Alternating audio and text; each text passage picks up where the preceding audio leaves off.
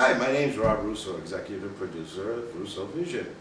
We bring you a mix of entertaining and informative shows such as AutoVision, Gourmet Vision, Music Vision, Sports Vision, and more. Our shows are primarily meant for their entertainment value. Thank you, and now today's show.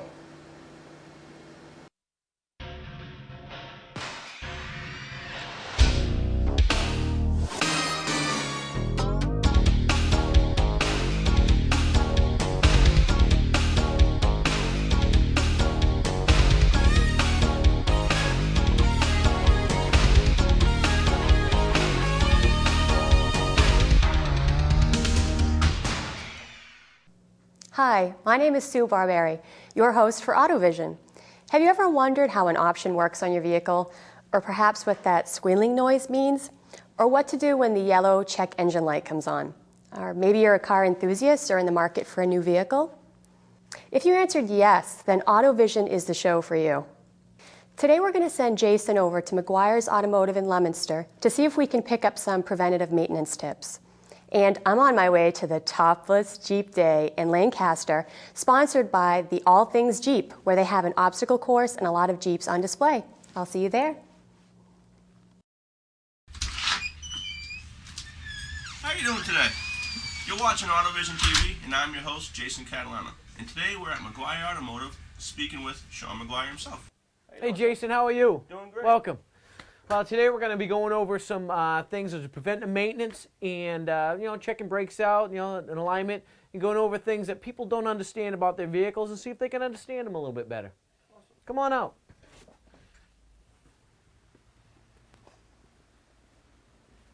Come on out this way. Well, Jason, we've got a 2000 Pontiac Grand Am here. We're going to be taking a look at the brakes today. And what we'd like to do is explain to you what to listen for when you do hear a problem with your brakes. You're either going to hear a squeaking, you're going to have a pulsation on there, or worst case scenario, you could have a grinding on there. This is your typical disc brake system that you have right here. Well, we're going to explain to you some of the components that we have here on the brake system. Now, when you go in and somebody says that you're going to be needing a rotor, it is this piece right here. This is what the pads actually hit itself. And when it does wear down and you hear the grinding noise, that is the piece that ends up grinding down.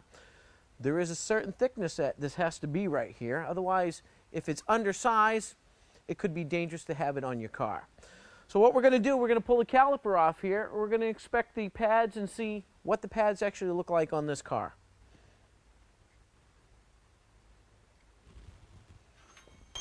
Oops.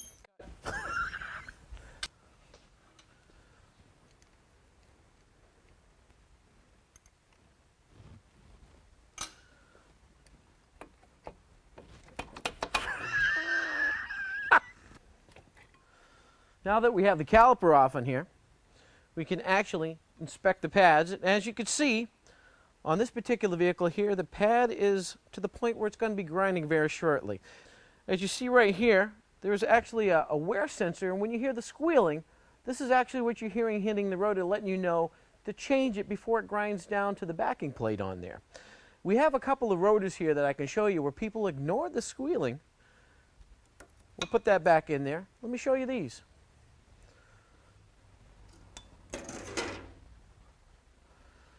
What we have right here, this used to look like that at one time. These people ignored the squealing. As you see, it ground right through. This could be actually very dangerous. So you want to get the squealing, bring it in and have it checked out before it actually starts grinding on it. Should be like this, but this particular person here let this go past the squealing part, past the grinding part, actually got to the point where this piece right here, the caliper, the piston came right out of it and they lost their brakes completely, and that's the reason why they came in. They let it go too far. Most people don't let it get this far, but every once in a while you find somebody that does. And this is to the point where it's very dangerous to even have this vehicle on the road at the time. This piece right here is your caliper. Every once in a while you get a point where this will actually end up sticking on you, and this is what causes the pads to grind down. What we do is you usually place the pads on there if you're just looking at a reline, which means machining the rotors down, making this smooth so you don't have that pulsation in your brake pedal, putting new pads on there, putting it together, and you should be fine. Now, any of you that have rear drum brakes on there, you want to have those adjusted probably 3 times a year. This way, that will make the fronts last a little bit longer on there. When you have the rears adjusted up, the fronts don't have to work as hard. And when you do your brakes, you're doing both sides. Fronts, you don't have to do the rears all the time. You usually go through 2 fronts before you go through 1 rear on there. Hi, this is Sue Barberi. I'm here with Jean at the Oak Ridge Farm Stand. What do we have going on here today? It looks very exciting.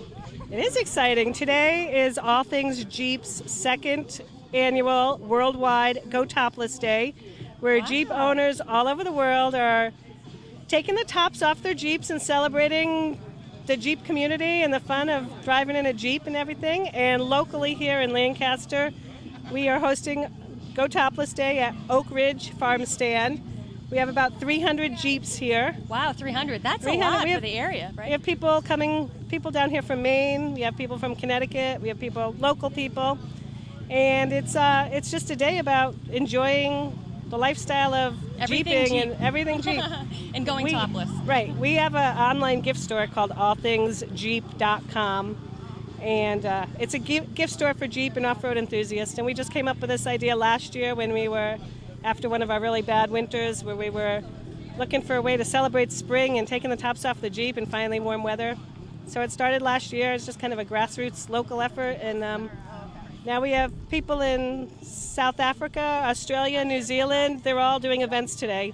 Oh my gosh, that's wonderful. I'm glad that it's spread like that. Yeah, That's parties awesome. on the beaches, trail cleanups, Oh, that parades. sounds perfect. Wait, what a way to usher in the summer, right? Yeah, finally. I know, it's been a while, right? I don't know if you've been back there, but Yeah. there's everyone is going through the obstacle course, Yeah, which is tell me what about Jeep that. people really like. Yeah, are there prizes for that, or?